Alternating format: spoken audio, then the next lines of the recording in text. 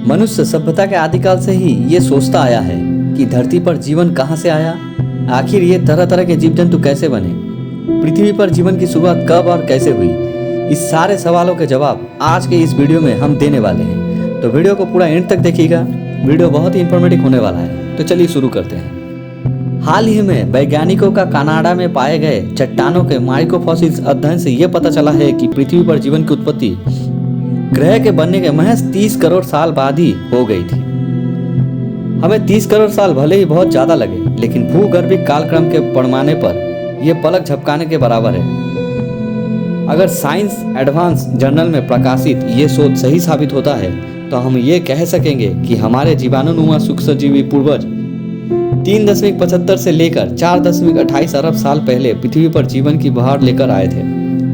इसकी पुष्टि न सिर्फ एक नए पैराडाइम शिफ्ट का अध्ययन बन सकती है, बल्कि जीवन की उत्पत्ति को लेकर वैज्ञानिकों का समूचा नजरिया भी बदल सकती है। मनुष्य सभ्यता के आदिकाल से ही ये सोचता आया है कि धरती पर जीवन कहाँ से आया।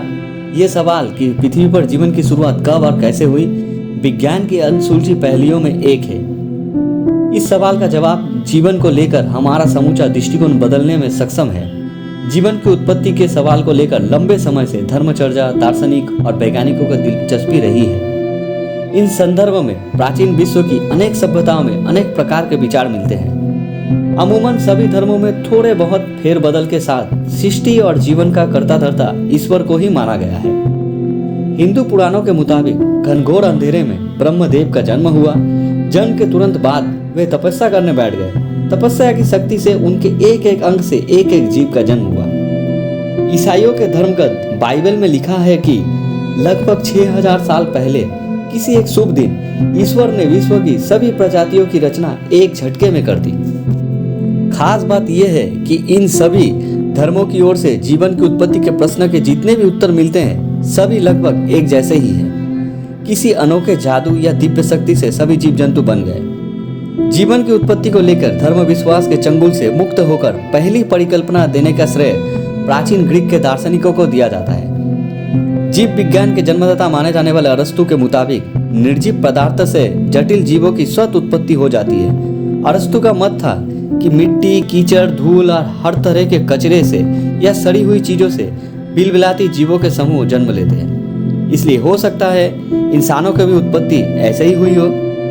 सत उत्पत्ति का यह सिद्धांत तब तक वैज्ञानिकों के बीच जीव उत्पत्ति के व्याख्या के रूप में छाया रहा, जब तक कि फ्रांसीसी सूक्ष्मजीव विज्ञानी लुई पास्चर ने सन 1862 में अपने प्रयोग द्वारा निर्विवाद रूप से इसके निर्मूल सिद्ध नहीं कर दिया।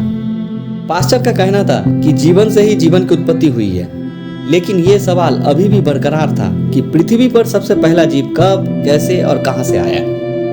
चार्ल्स डार्विन के जैव विकास सिद्धांत ने यह स्थापित किया, पृथ्वी पर जीवन की उत्पत्ति में किसी बाहरी या अंदरूनी दिव्य शक्ति या रचयिता का कोई भी हाथ नहीं है, बल्कि जीवन की उत्पत्ति रासायनिक अभिक्रिया और भौतिक प्रतिक्रियाओं के मेलजोल के चलते हुई है। डार्विन ने जीवन की उत्पत्ति में ईश्वर की भूमिका का नकारते हुए कहा कि प्रथम जीवन की उत्पत्ति निर्जीव पदार्थों से हुई होगी। सन 1871 में डार्विन ने लिखा कि मुमकिन है कि जीवन की शुरुआत गर्म पानी से भरे एक ऐसे तालाब में हुई हो जिसमें सभी तरह के अमोनिया और फास्फोरस सॉल्ट घुले होंगे, जिस पर ऊष्मा, प्रकाश और विद्युत क्रिया होती रही होगी। इससे एक प्रोटीन युक्त यौगिक बना होगा, जिसमें और परिवर्तन होकर निर्जीव पदार्थों से पहले जीव बने होंगे।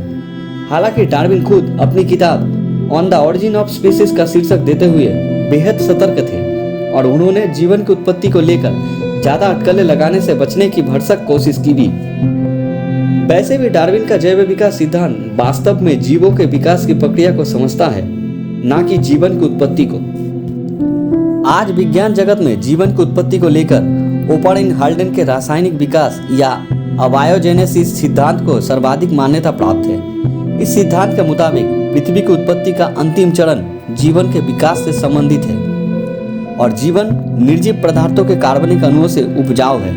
सोवियत बायोकेमिस्ट अलेक्जेंडर ओपारिन ने सन 1924 में यह तर्क दिया कि आबोहवा में मौजूद ऑक्सीजन कार्बनिक अणुओं के संश्लेषण को रोकता है और जीवन की उत्पत्ति के लिए कार्बनिक अणुओं का बनना बेहद जरूरी। आज से लगभग 3.8 अरब साल पहले किसी ऑक्सीजन की अनुपस्थिति वाले वातावरण में सूर्य की ऊष्मा और प्रकाश की क्रिया से कार्बनिक अणुओं का एक जटिल प्राइमर्डियल सूप या आदिम शोरबा बना होगा। सूप के भीतर जटिल अणु, खासकर प्रोटीन और न्यूक्लिक एसिड मौजूद थे, जो कुछ साधारण संगठनों की लंबी श्रृंखला में मिलकर बने थे। इन जटिल संगठनों के फ्यूजन से छोटी छोटी बूंदें बनी, जिनके और ज्यादा फ्यूजन से ये विकसित होकर विभाजन कर कालांतर में अपने समान अन्य सरल कोशिकाओं का निर्माण कर सकी। यही सरल कोशिकाएं सभी जीवों की आदि पूर्वज थी।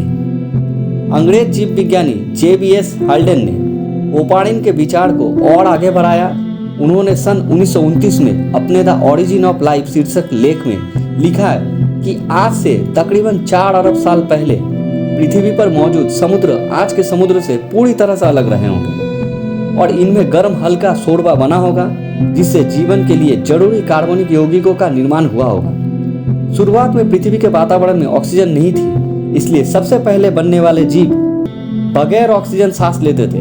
धीरे धीरे पृथ्वी पर ऑक्सीजन बनती गई और आज के स्तर तक पहुंची, जिसमें ज्यादातर जीव ऑक्सीजन से सांस लेते हैं। सन 1953 में स्टेनले मिलर ने अपने गुरु होल्डर यूरे के साथ मिलकर ओपारिन हाल्डेन के सिद्धांत की प्रायोगिक पुष्टि की।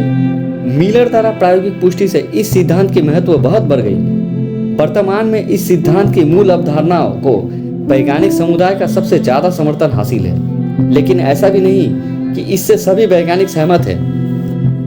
कई वैज्ञानिकों के मुताबिक रासायनिक पदार्थों के अचानक मेलजोल या फ्यूजन से धरती पर जीवन की उत्पत्ति की बात करना ठीक वैसा ही है जैसे मंगल ग्रह पर कंप्यूटर मिलने पर कोई ये दावा करे कि इस कंप्यूटर का रैंडम संयोजन मीथेन से भरे तालाब में हुआ हो। जीवन के निर्माण के कई मूलभूत तत्व अंतरिक्ष में मौजूद उल्कापिंडों के और धूमकेतु भी पाए गए हैं, जो इस संभावना को बल देते हैं कि हो सकता है कि पृथ्वी पर जीवन बाहरी अंतरिक्ष आया हो। कई प्राचीन यूनानी दार्शनिकों का भी ये मानना था कि जीवन की स्पोर नामक इकाई विभिन्न या अन्य ग्रहों में स्थानांतरित हुई। हमारी पृथ्वी जिनमें से एक थी। पृथ्वी पर जीवन बाहरी अंतरिक्ष से आया है, इस मान्यता को पेंसरमेनिया सिद्धांत का नाम दिया गया है। लॉर्ड केल्विन और वान होल्मेहोल्ट्ज जैसे दिग्गज वैज्ञानिक इसके शुरुआती समर्थकों में से थे। 20वीं सदी में फ्रेड हायल और चंद्र विक्रम सिंघे ने इस सिद्धांत को जोरदार स्वीकृति दी। बगैर ठोस आंकड़ों के इन वैज्ञानिकों ने सौर हवाओं से जन्म लेने वाले वायरसों के अंतरिक्ष से गुजरकर पृथ्वी तक आने की संभावना पर भी जोर दिया था।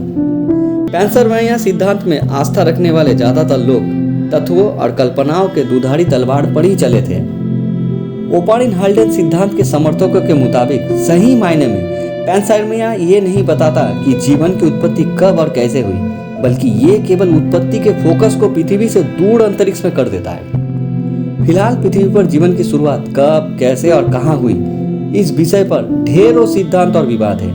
इस सिद्धांतों में से कौन सा सही और कौन सा गलत, इस पर सही ढंग से कुछ भी नहीं कहा जा सकता है। जीवन की उत्पत्ति को लेकर मोहक सिद्धांतों को प्रस्तुत करने का यह सिलसिला भविष्य में भी जारी रहने वाला है। हो सकता है कि जिन घटनाओं की परिणति पृथ्वी पर जीवन की उत्पत्ति के रूप में हुई, उसे शायद हम कभी समझ ही ना पाए। किसी ने ठीक ही कहा है कि जीवन की उत्पत्ति विज्ञान की सबसे कमजोर कड़ी है। हम उम्मीद करते हैं आपको ये जानकारी पसंद आई होगी। वीडियो अगर इंफॉर्मेटिव लगे तो एक लाइक जरूर कर दीजिएगा और आगे भी इस तरह के वीडियोस को देखने के लिए हमारे चैनल को सब्सक्राइब कर लीजिएगा। तब तक के लिए अपना ख्याल रखें, सुरक्षित रहें। मिलेंगे अपने अगले वीडियो में। Thank you.